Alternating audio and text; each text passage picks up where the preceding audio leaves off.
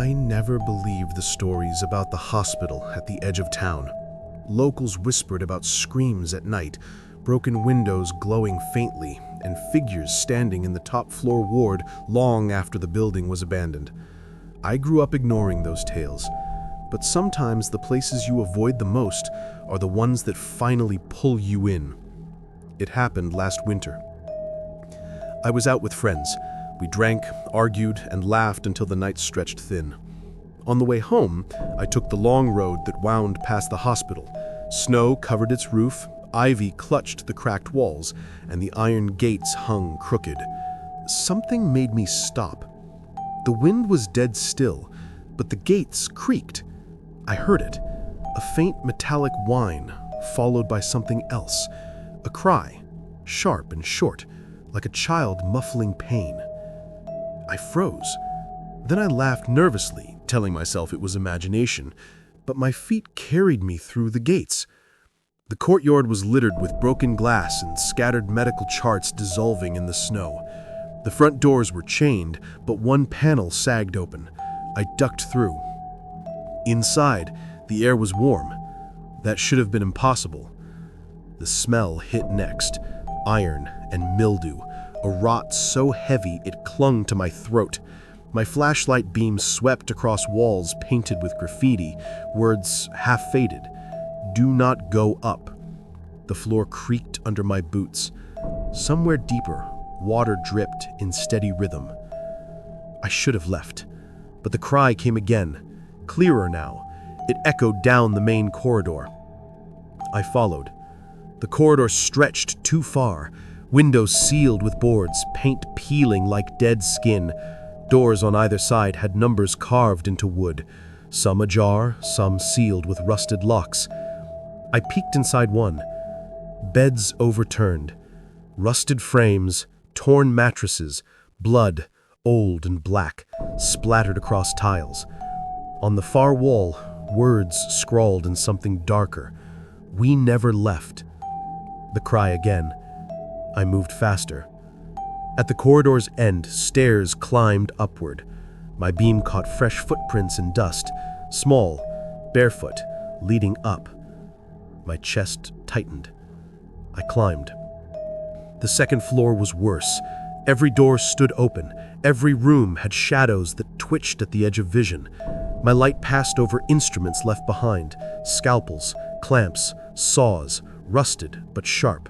One tray rattled as I passed, though I hadn't touched it. Then I saw her. At the far end of the hall, a girl stood barefoot in a hospital gown. Her hair hung in tangled strands, face hidden. She swayed gently, arms limp. "Hey," I whispered. Her head jerked.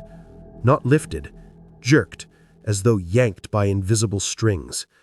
She vanished. Not ran, not turned, just blinked out. I staggered back, slammed against the wall. My flashlight flickered. The cry came again, now from above. Third floor. The stairs groaned like voices. I gripped the rail, climbed slowly. Here the rooms had no beds, only chairs bolted to floors. Straps dangled from arms. I saw scratches on walls, hundreds, thousands, nail filings until blood sprayed. One door slammed shut behind me. I ran. The corridor stretched longer than before. Impossible. My flashlight beam revealed endless doors repeating, numbers looping. At last, a double door stood ahead, marked surgery. Something inside scraped metal. I pushed. The operating theater spread wide, ceiling lights dangling. Tables stood in rows, each with shapes covered with stained sheets. My legs trembled. I lifted one sheet. Underneath lay a body, gray skin stretched tight, eyes stitched shut, mouth packed with gauze soaked in black fluid. Its chest rose. Once. I dropped the sheet and stumbled back. The other shapes twitched. Dozens of them. Sheets lifted slightly, as though stirred by breath. The door slammed. Lights died. In darkness, I heard straps tightening, buckles snapping, footsteps circled me. A whisper brushed my ear. "Lie down." I bolted, slammed shoulder into doors until they cracked open. The hall outside had changed. No windows, no lights, only endless stretch forward, lined with wheelchairs. Each chair faced me. Each chair was occupied. Patients, or what used to be patients, skin pale, eyes hollow, heads lolling.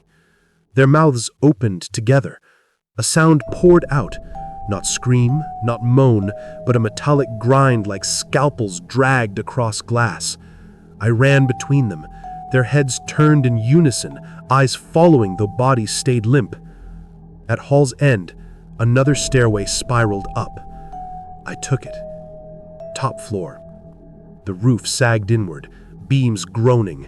My flashlight revealed a ward, stretching wide, beds aligned in rows, curtains rotted, hanging half-torn. Every bed was occupied. Figures lay still, covered with thin sheets, but I knew they watched. Beneath the cloth, chests rose faintly. At the far end, a single figure sat upright, a man in a doctor's coat, face shadowed, hands folded. He stood slowly as I entered. "Welcome back," he said. His voice was wrong. Too many voices inside one throat. "I'm not—" He interrupted. "You never left." I stepped forward. His face emerged from shadow. It was mine. My own eyes, my own mouth, my own smile, but stretched, distorted. I dropped flashlight. It rolled, beams spilling across walls, and the walls moved. Faces pressed outward from plaster, patients, nurses, children, all screaming silently. Their mouths opened, shut, opened again, in rhythm with my heartbeat. The Dr. Me raised a hand. The patients in beds sat upright at once, heads twitching, bones cracking. They began to climb down, feet hitting tiles in perfect unison. I backed away. The doors behind me were gone. Only wall. The doctor spoke again, voice now entirely mine. "You were admitted years ago. You're only remembering now." I screamed, turned and smashed through a window. Glass tore my arms, cold air blasted. But outside was not the town.